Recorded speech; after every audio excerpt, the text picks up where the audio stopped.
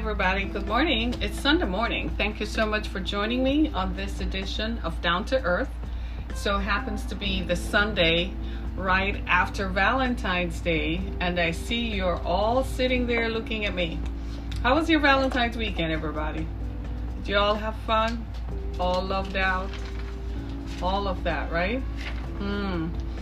Well, I'm not going to ask what you did. That's between you and your Valentine.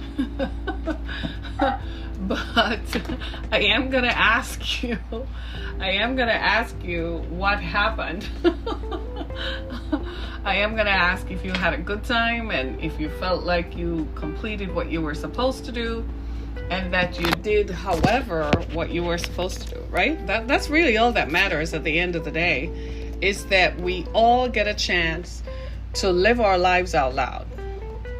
And we get a chance to be able to do the things that we want to do. You know, I was on a radio show last night and we were talking about how important it is that women today and men today, how important it is for all of us to get a chance to be who we want to be and to love as we want to love, to be loved. Yeah? Remember that song some years ago? To love and be loved in return is the only thing my heart desires. That's kind of true, isn't it? So I want to talk about that a little bit today because I know a lot of us have questions about love, especially if in your case, love did not turn out the way you wanted it to on Valentine's Day. Maybe you found yourself in a situation where you couldn't even get the love you wanted. Maybe the person whom you love didn't reciprocate, or maybe they weren't as interested, or it wasn't as intense. Or sometimes we think that the way we love someone is the same way we want it back in return, right? And we think that that's what makes love, and sometimes it really isn't, because no two people love alike. And it is a very rare thing when you actually find yourself loving someone who loves you just as much as you love them. That's a rare thing. And when it is, when you find it, hold on to it and treat it for all that it is, right? Because it's worth it, right? It's worth it. And I want to talk a little bit about that today because the story I'm talking about surrounds a British reality talk show host. I'm sure by now most of you have heard the story. Who killed herself, who took her own life, unfortunately, yesterday. And it's something to talk about. Her name is Carolyn Flack. She's 40 years old, and she's the former host of the UK-based Love Island television program. And she committed suicide the day after Valentine's Day. Kind of sad, right? And in asking ourselves, why did this happen? How did this happen? I began to delve into how does love work out? What does love look like and feel like for some of us? And when is love not enough to heal your hurt? We're grown, right? We're all grown folks, so we all have issues. We've all loved people who didn't love us back. We've all been in love or been around love. So we have some idea of what love is. So I wanted to talk about it, and especially from the perspective that what do you do when love is not enough? What do you do when love is not enough? When you find that the person whom you loved does not love you as much as you wanted them to. And it's kind of interesting because we look at, for instance, the story of Valentine. It's Cupid. And we celebrate Valentine's because it is the season of love. And we celebrate it because love, we've been told by the poets, is the greatest thing. We have experienced love. If you have experienced love, it comes with a certain feeling of etherealness. It's almost heavenly. It makes you feel good. It's almost as if you're floating. That time when you discover you love someone. And then more importantly, when that love is reciprocated. And so as we look at how love is, we all walk into love with expectations. Whether you're Christian, Buddhist, Muslim, we're human. And so love is a projection of our humanity. It's how we feel. It's common to the human spirit, and it's common to human nature. There's nothing wrong with love. That's why sometimes folks say it's who you love. It's who you love. So you love someone. There are different types of love. There's romantic love. There's the love between parents and children. There's love between siblings. There's even love between friends. But this kind of love we're talking about is erotic love, the romantic love, the love that exists between two people who find themselves wanting to be together. I was on a radio show last night, and I was talking about Kobe Bryant and his wife, who seemed to have remained in love for 20 years. That even up until the time of his death, they still appeared to be in love and still seemed to have a solid relationship that was based on love. So that when you look at examples like that, it tells you that if you start off with love, you probably are going to end up in a good place. He's dead now, he's died and is deceased, but the love, the memory of it is still there, right? And so when you look at that, that's a good example, because it stood the test of time. I mean, he had challenges through his life and the love was still there. Have you ever watched a commercial? And one of my favorite commercials about this is two people who are older, they're in their 70s, and they're holding hands and walking down the street. That's what we all want, to think that you're going to age, but you're aging with someone whom you feel secure with. Someone who makes you don't have to worry about whether or not they hate you. Are they going to come back at you? Because nowadays, love doesn't seem to stand the test of time. Have you all noticed that? And we're all nodding our heads. People come into our lives, they tell us they love us, but when challenges arise, they disappear. Where do they go? Challenges arise and they're gone. Suddenly they don't love you anymore. You get sick, they're gone. You lose a job, they're gone. You lose your business, they're gone. Where did the love go? Today, love does not seem to stand the test of time. And this is for both of us. This is for women and men. People come into our lives and it seems as if they love what we have. They love our access. They love that we have platforms and we have a circle of influence that they can take advantage of. People come into our lives because they're looking for something you have. You have financial security. They can ride in your private jet. They can just ride on your income. You have a house that they can sleep in. Right? People come into your lives because you can help them get a job. So it seems as if nobody is being true to what love is. And when the going gets tough, guess what? The tough get going, they leave when stuff goes wrong.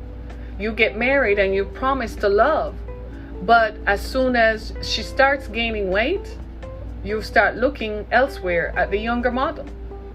Then you leave her for the younger model. Then she's heartbroken. I want to say the same feeling that it takes to love someone, it tells us that people are what? Vulnerable. People are people. People have feelings. And people do get hurt. In the case of this story, the woman we're talking about, Carolyn, she's no longer with us. She took her own life the day after Valentine's Day. Well, what's the backstory to that? She was wildly successful. She was an actor. She had hosted other TV shows. In fact, her personality catapulted this reality show into national syndication and around the world. Well, she was dating someone. He was 27 years old, and they broke up in December. And something happened, and he accused her of assaulting him. Because of the publicness of her life, naturally the assault became public. It destroyed her. The producers of the show removed her from the show pending the results of a trial that would take place in March. So this coming March, in a few weeks, there was going to be a trial where the assault was going to become public. She took her life before that. Can you imagine? You're 40 years old. You say you liked someone, he's 27. And something happens and he insists that he's going to go to court. And some of you guys are saying, well, it's backlash. It's what men forever go through. Yes, two wrongs still don't make a right. It's still wrong, right? I don't know what happened. I don't know if she beat him up. I don't know if she assaulted him to the extent where he felt. But quite frankly, it is very hard for a woman to say a man, for a man to say a woman assaulted him if she didn't use a gun or a knife. I could see if she pulled out a gun and shot him. I could see if she had used a knife to stab him. But it comes down to my word against your word, and in the meantime, her whole life is demolished. Don't use Harvey Weinstein. He's not comparable. That's not a comparable analogy to make. The analogy here is that she was the most powerful one in the relationship. And when she told him to get out of her house, he perceived it as having lost access to all that her personhood would have availed to him. Being with her provided him with access to powerful people who could help him in his career. So when she left, when she told him to leave, naturally, he's not going to just sit there and say, you know, bye-bye. He's going to sit there and say, really? He's going to get back at her. The fact that he didn't drop the charges meant that he wanted to take her down as much as possible. He wanted the trial, wanted it to go to trial, because at this trial, he's going to get a chance to tell the whole world how bad she is. And how bad she is, because it would have totally destroyed her. When you look at something like that, it's very hard for her to come back after that, because you feel compromised, that you should have known better. Here you are, you took up someone who was years younger than you are, and you're going to look at it as if you're culpable in it. She's as much a victim as he is. If he claims to be a victim, that is, because that's what he was claiming, that she assaulted him. So he was enjoying his time in the press, because it meant that people were talking about him, so he could go knock on doors to get a gig. That's love as currency. That's not love. That's love as currency. So you get a chance to go through this, and then it's Valentine's Day, and you realize that, damn, I'm alone. Damn, I messed up my life. Now I don't even have my career. Everything that I've done is now in question because of this one thing. And now suddenly, what you thought was love, you realize was hurt and was not enough. So now what? You feel as if you have no other choice. So what are you going to do? We've all been there. We've all experienced loss as it relates to love. That seems incomparable. That seems like you can't get out of it. But you have to come back stronger. And you have to rise up, even a breakup. I know there were people who got broken up the day before Valentine's. That's kind of like a playbook. That's a player's playbook. He just doesn't want to be around you for Valentine's or be held accountable, because he's not going to spend the money to buy any gifts. So they break up with you before Valentine's, and then they come back a week or two later. We play with each other's feelings and call ourselves good people, and we hurt people. And I've recognized that some of these folks who hurt people are hurting themselves. You've heard the saying, hurt people, hurt people. Hurting people, hurt people. People who hurt others. Love sometimes is not what it is. We have a romantic notion. Lord Byron and Tennyson, they all wrote poetic stories about love that makes you want to fall in love with just the words. A couple nights ago, I was watching a movie, and the quotation, the poetry, I was like, wow, I fell in love with the poetry. And it was Valentine's Day. So love and the feeling of love is catchy. But what is not catchy are the attendant feelings. Let me get into it, because some of the stuff that I took away from the story is a couple of things that I want to share with you today. And one of them is that we need to be really careful when we say we love people. Ladies and gentlemen, we need to guard ourselves. We need to guard our hearts. We got to recognize that people are not true today. And when you find yourself and you're going to invest in someone emotionally, you need to make sure that that person is not going to come around and scream assault, or that person is not going to come around and take you for a ride, or worse, dump you and leave you high and dry. And how do you know that? Well, be safeguarded. Love is beautiful, but love hurts when it is not reciprocated. Because, get me straight, people don't love you and then just walk away without something happening. You can love someone, but they have to hurt you over and over before you walk away. And a lot of people don't recognize that. You all are just quiet this morning. You're all not saying nothing. But if the truth of the matter is, what is love? When does love hurt? In the story of this woman, she loved someone, but then he destroyed her entire career. How is she going to come back from that? A trial of that magnitude is going to be sensational. Whatever she had already accomplished was going to be destroyed as a result of that trial. Do you know that after her death, that same young man is on Instagram professing how much he loved her? If you really had loved her, you would have dropped the darn charges and kept it moving. You didn't love her. You feel he wants to stay in the know. He wants to reap the benefit of her of being attached to her name, because her name was the powerful one. Her name was the one that had the recognition.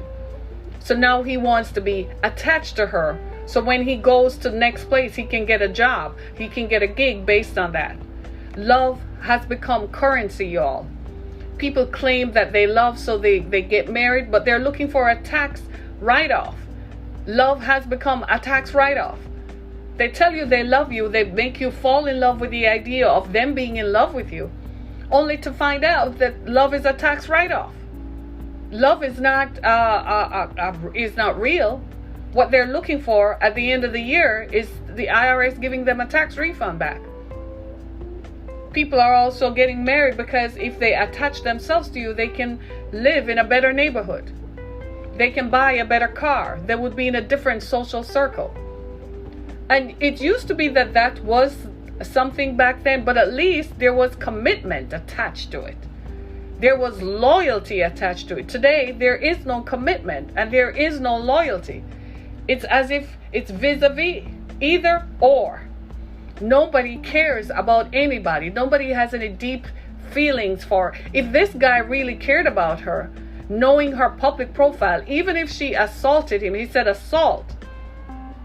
Even if she assaulted him, you want to tell me that a 40-year-old woman can assault a 27-year-old man? What, you were just sitting there and did she use a gun? Did she use a knife? Did she use a whole block, a baseball bat and hit you? Maybe she slapped him because she probably, knowing how people are, he probably was busy texting some young girl and she said, who the hell is that? She has every right to say that because she pays for even the phone that he's using, right? She pays for the phone he's using. She pays for everything. He's using everything that she has, right? And then he has the nerve to come back and say, well, she assaulted me. He's still trying to reap the benefit of being associated with her. Have you noticed that the wife of Kobe Bryant has not been in the news? Have you noticed that? Have you noticed that she has not tried to reap any kind of attachment? She's not overblown with it. Do you all remember, what was the name of that girl? Anna Nicole Smith. You remember her? The young girl who was hired as a caregiver for this older wealthy man. You all remember that, right? And you remember how she claimed to have loved the man. The man was not even in control of his mental capacities. But she claimed to have loved him while she was giving him a bath. Right? And you saw how that destroyed her. She didn't love him. What she loved was his millions. And she loved the scandal that erupted. And she loved being in front of the cameras. Because she was this little girl from somewhere in Texas, somewhere, that never thought they would have made it out of the cornfields. And she got a chance to be better than her beginnings dictated she would ever be. She could have gone on to college and become even great and could become a great person. But she wanted the quick solution. And the quick solution was marrying a man like 50 years older than her, who had no capacity to reciprocate the love that she professed to have had. We all saw how that ended. The family made sure she never got a penny out of it. because they knew the reality of what that was. That was not love. But yet she was professing how much she loved. No, what she loved. She did get a settlement, but she never got the inheritance that she thought she was going to get. Right? So do you see what I'm saying? So love becomes a conduit to something better. People use love. You see all these men who, a friend of mine refers to it as pay to play. That men are willing to pay money to have a young woman on their arm. Kind of like their arm trophy, their arm candy. And they're willing to pay money for it. And then they claim love. That's not love. That's currency. That's exchange of goods and services. It is what it is. The Bible says that love is kind, love is patient and long-suffering and gentle, does not seek to boast. Love does not exalt itself. It does not deprive itself. It does not hurt itself. We need to go back to those basic tenets of what love is. Even Valentine's Day is over-capitalized. We have commercialized Valentine's Day. So the commodity of love, so love becomes a commodity. We attach commodification to everything. We attach commodification to our bodies. Well, if you want this, you have to pay for this. You have to do this and do that. You are going to reap what you sow. There's nothing wrong with saying, if you're going to be with me, these are what I require.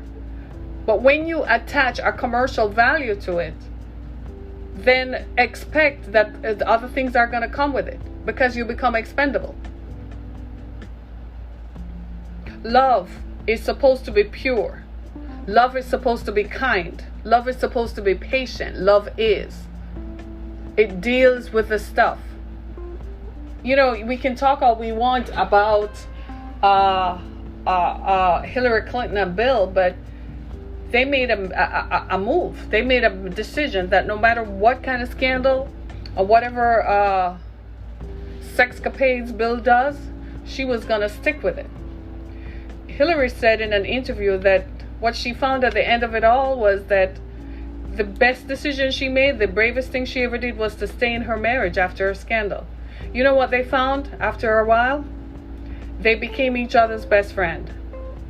And they found that the love they have for one another and the loyalty they have to one another was greater and better than if they had split apart. That's patience, and that is love. It stands the test of time, even through scandals, even through disagreements. But first, you have to give someone something to hold on to. If Bill had not given Hillary a commitment, she would not have stayed. But he gave her a commitment. You see what I'm saying? He didn't just cast her aside after the Monica Lewinsky scandal. He begged her and he stayed. Sometimes we allow our egos to get in the way. There are many relationships that have broken up because we have too much ego. Well, she gotta beg me to stay and he gotta beg me to stay. And he's like, I ain't doing that. I'm a man. I can have anybody I want. I have a whole long list of options. 1, 2, 3, 4, 5. Well, when you say that to a woman, you know what she's going to tell you? And I am removing myself from your list of options. I'm not on anybody's options list. So if that is good enough for you, you stay in your corner and I will stay all by myself. I was telling my daughter that I am 53 and I look younger than I have looked. And I know women my age who are married who look like my mother. And I'm like, it's because you're sitting there worried about what your man is doing, or what your man is not doing, where he is, where's your husband. Ladies, stop that. You can't control anybody in the first place, and all it's going to do is prematurely age you. You age your organs because you're fretting about this and that. You age yourself. You age your... Stop. Go out and live your best life. Here's what you do. You want a formula for living? Start by loving yourself enough first so that nobody can disturb how you think about yourself. I was in a relationship where I felt like I loved him, but it did not work for me, and it never did. And I had to be honest for myself. It never worked for me. He was never there. He was always an excuse why he was never there for me. But he was there for everybody else who called him, but never there for me. I got the leftovers, you would say. He was never there. For me, I'm not a very patient person, but I thought a year and 9 months was long enough to make up your mind, right? Then I said, this is it. This is going to age me. This is going to make me not my best self, because I have to constantly worry about, or find myself constantly thinking about where he is when he's not with me, because he would not be faithful. That was not good enough for me. I loved myself enough that I removed myself from something that could have hurt me. At the time I was vulnerable. had just turned 50. So you tell yourself that. I look at myself and I'm like, stuff will give you high blood pressure and give you that. So I don't need all that stuff. It's not worth it. Did I love him? Yes, I did. Did he love me? I don't think so. Because the extent to which I found out that I would tolerate his foolishness was the extent to which he did not care one iota about how I feel. I found that there were things I would never do because I cared about how he would feel. I found out he did not think like that about me. The best thing for me to do was to remove myself from it. It was painful because I had to give up on the idea that I loved someone who did not love me in return. But I'm here to tell you that it was way better for me to separate myself from that, because I live in peace, I live in harmony with myself, and I don't have to worry or think or be weighted down by someone who does not love me. That is extremely painful. You give of yourself, pour yourself out to someone who doesn't love you. This is why there is this, you know what I like about the love of God, agape love, the love between God and human beings? You know why I like it? Because you can pour yourself out, but the love of God will always be shed abroad on you. The love of God will reciprocate feelings back towards you, and it's demonstrative. I do not understand today why people fail to demonstrate what they say. He did say he loved me, but his actions disproved everything that he said. He did say it, but he never did any of the things, not by my expectations alone, but by anything that the standard of love would dictate that he should. And I stayed silent. I didn't say anything for a whole year and a half. I didn't say anything. I didn't complain. I didn't do anything. Anytime for me, when I see myself doing that, that means it's not going to end good for the other person. That means I really know how this is going to end, but I'm giving you the benefit of the doubt. So you hang yourself in it. I gave him all the time and waited, and he still did not. Claims he's disappointed. Disappointed in what? You never loved me, and it was clear. Love means you go the extra mile for someone. You have children, right? Okay. When your child cries, what do? Does that spur you into action? Your child comes home and says someone hurt them. What is the first thing you do? You're headed down to the school. Right? Your grown child is an adult, comes home and talks about something that happened at work, and you find that you're literally calming yourself down. Why? Because you realize that you love your child, right? Love spurs you into action. If someone says they love you, but they're not acting on it, you need to question that. Because love is an action. The love of God says God loves us, so you pray about stuff and you get answers. That's love in action. Somebody over here says they love you, but they continue to do things that hurt you. How is that love? So you get to the point where they'll say, work with me through this. Something is going on. So you look at them and you say, okay, I'm going to take you at your word, and I'm going to work with you. How long do I get to do this for? 35 more years? I've given you 15 already. Love is action. They say love is beautiful.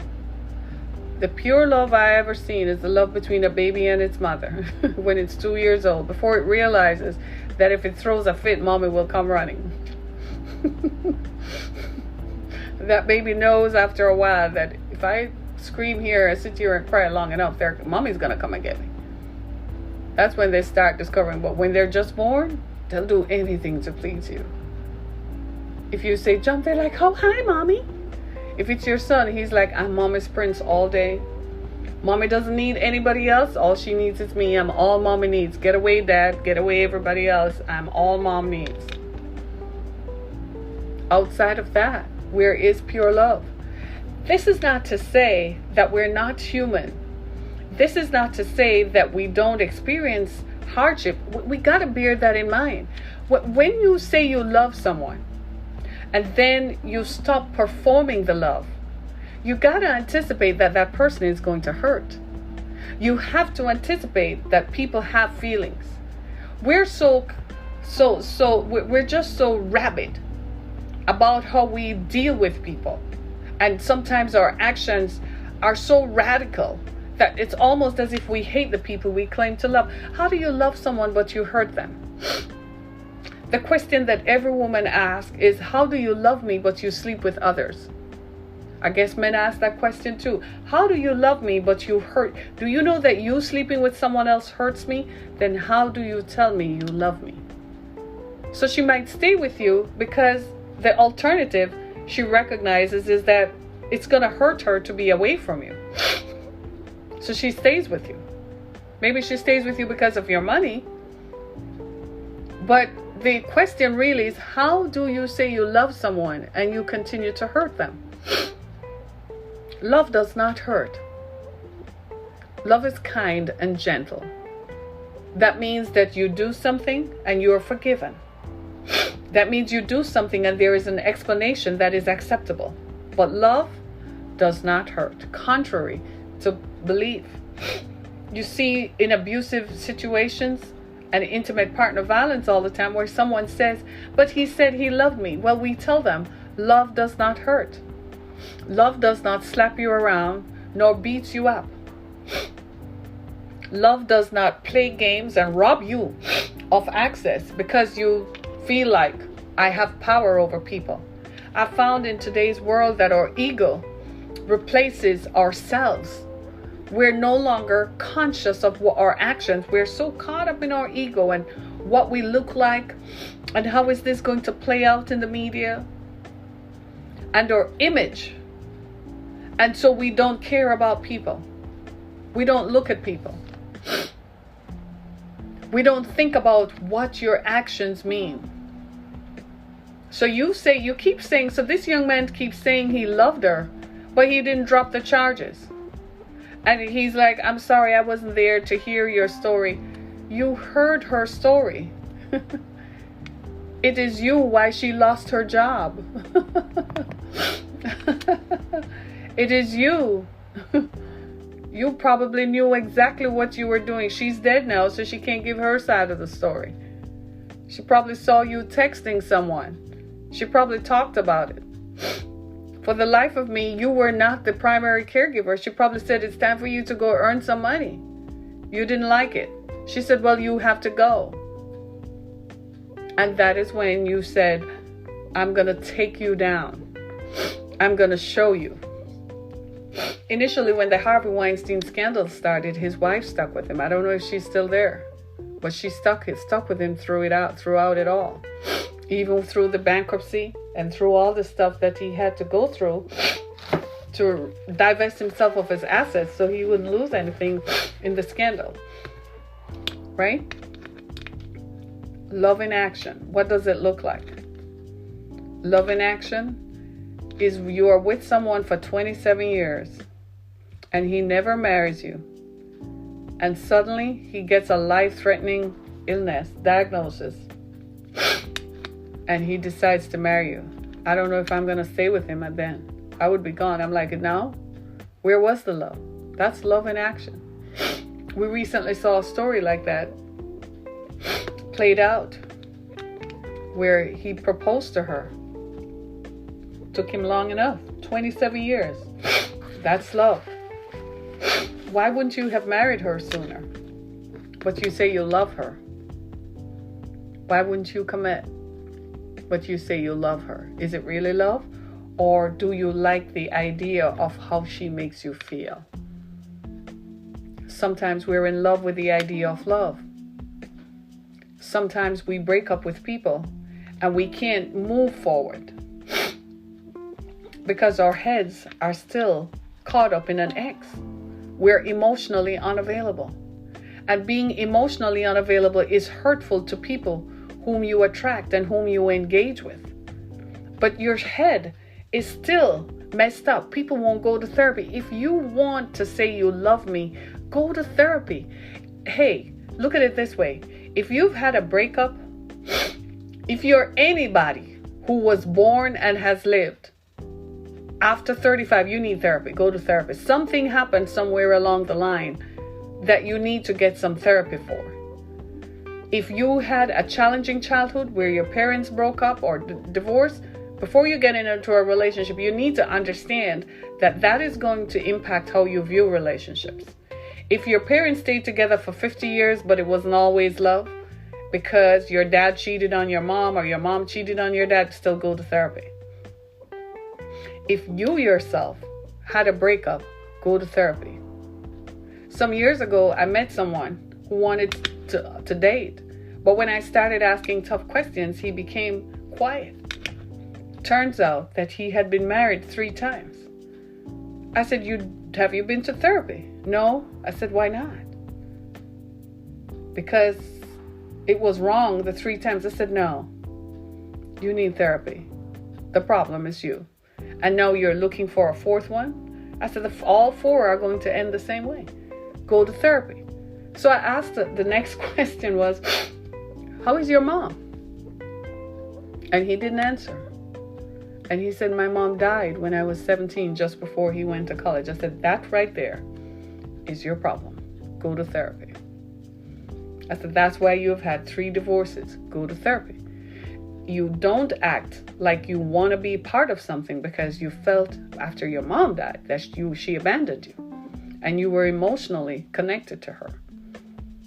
So now that she's gone, you're playing it out in your other relationships with significant women, where you leave them before they leave you. He had never seen it like that. This is somebody who is aware. So he works in a field where he has access to therapy. He had never looked at it. So what happens is over time, these feelings don't go away. They sit there like a powder keg. And then one day, something happens. Do you see where I'm coming from? It's important to go get healing after a bad breakup. Go and get therapy. Go talk to someone. I had a double whammy in the year my mother died. I broke up with my boyfriend, the man I'm telling you about. I went to therapy. I had to go to therapy to deal with the loss of my mom. And I had to deal with the loss of him. I recognized that I needed healing. I went to therapy. I went to therapy, traditional therapy, and I went to Christian counseling. I took both sides of it so that I could repair myself and be healed. So when I say I'm not ready to be in a relationship, it's because I'm conscious that I don't want to be in one.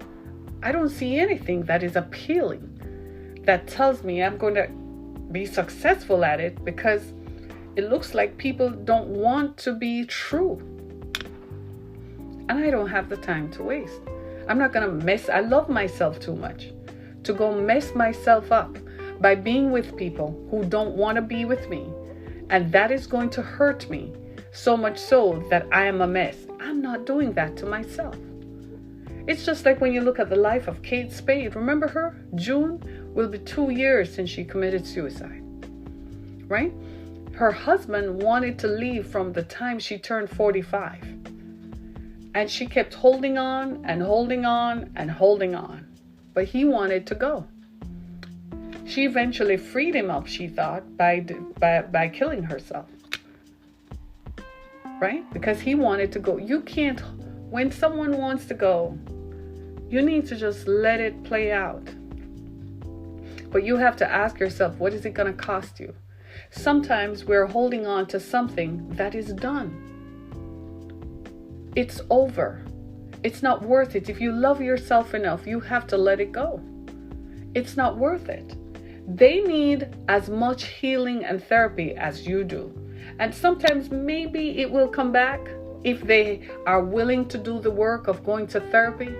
Then while they're in therapy, they will realize where they missed the boat, and they will realize that maybe the way they were looking at something was the wrong way. But most people don't think about going to therapy. They don't want to go to therapy. What is therapy? They don't want that. They want to live their lives out loud. Right? So you have to look at, what is it that you want? Do you love yourself enough? I say love is enough. When you love yourself and you have the horizontal love that comes down, the vertical love that comes down. The love that is horizontal is what we have. And it's at that intersection of the horizontal where I find myself, where you find yourself. Right there in the heart of it. The intersection of vertical and horizontal. That's where we find ourselves. How do we play out this thing called love? When television tells us that Valentine's Day is about wearing sexy underwear and sexy lingerie and ending up in bed and going out to dinner and spending hundreds and thousands of dollars on buying expensive gifts, and at the end of it all, you're just going to have sex anyway, that is love. So what happens the day after? Well, the day after, love was not enough because this lady took her own life. When she realized she was actually going to live in a world where love was not enough. In a world where no matter how she loved someone or she loved the people who were around her, none of them would reinstate her because she had a trial to go through that was going to damage her profession, that had already damaged her professional reputation. And now suddenly she's looking at it, love was not enough. She had not come to that intersection of horizontal love and vertical love. When you get to the intersection of vertical and horizontal, you find that there is one piece of wood standing this way and another piece that way. It looks like a cross, doesn't it? Yeah. When you get yourself into the heart of that intersection, you know what you do? Look up. Keep looking up. Years ago, I was married to someone I'm closing, and he told me he loved me. He told me that he would never leave me nor forsake me. But he beat me up. And every time he beat me up, he would tell me how much he loved me. I remember, because I can think about it now, one time he beat me up and I had to soak. He filled up a bath with ice cubes so I could lay in the bath because I was bloodied and bruised and battered. And I remember sitting on the edge of the bath and saying to myself, is this love? Is love being beaten? Is love this violence all the time, looking at my beautiful body? And I couldn't see myself because I was black and blue. I felt so helpless. I said, this can't be love. You know what happened to me that healed me? I came to that intersection where I remember that I used to hear about the love of God. I used to hear how God loved you enough. And I wondered about that. I said, is that love? Is that really love? I came to that intersection. And when I came to that intersection, I looked up. And the more I looked up higher, was the more I began to recognize that what I was experiencing this way was not love. It gave me the strength to pursue a life outside of that physical and emotional violence that was not love. It described and typified my life at that time. And I am here to say today that when you find yourself questioning if what you have is love, I encourage you to look up. Just keep looking up. Find yourself at that intersection and keep looking up. And if what is reflected back on you does not match what you're experiencing this way, stay right there. Get the strength so that you can eventually separate from what is here that is binding you to something that looks like love, wants to sound like love, but is not love. My prayer for you is that you find this true, pure love. Love that is kind, love that doesn't hurt, love that when you think about it, powers you. Love that brings a sparkle to your eye. Love that makes you smile in anticipation of seeing their face. Of knowing that love that makes you feel good, knowing that no matter what, there is someone in this world who loves you enough. You know what I found? As far as I'm concerned, for me right now, that love is me. If I continue looking up higher, then I'm going to do things that are going to be good for me, that keep me, so that I no longer will put myself in a place where someone here is going to hurt me by their actions and by their words. My name is Harriet Kamek. This has been Down to Earth. I trust this program has been a blessing to you. If it has, please go to my website, harrietkamek.com, as well as go to Anchor FM, look for my page, Down to Earth with Harriet Kamek, and become a supporter of our podcast. Our podcast is daily. You can find us on Apple Podcasts, Google Podcasts, as well as you can find me on iHeartRadio, Spotify, and continue to support our podcast. If this program has blessed you, then share it with someone else. Someone else needs to hear what love does and how love empowers them. I want to thank you so much on this Sunday. It's a big week coming up, and we need to be strong. Let's be strong and love someone. Love. I love you. Thank you so much, everybody. This is Harriet Kamek. Be blessed.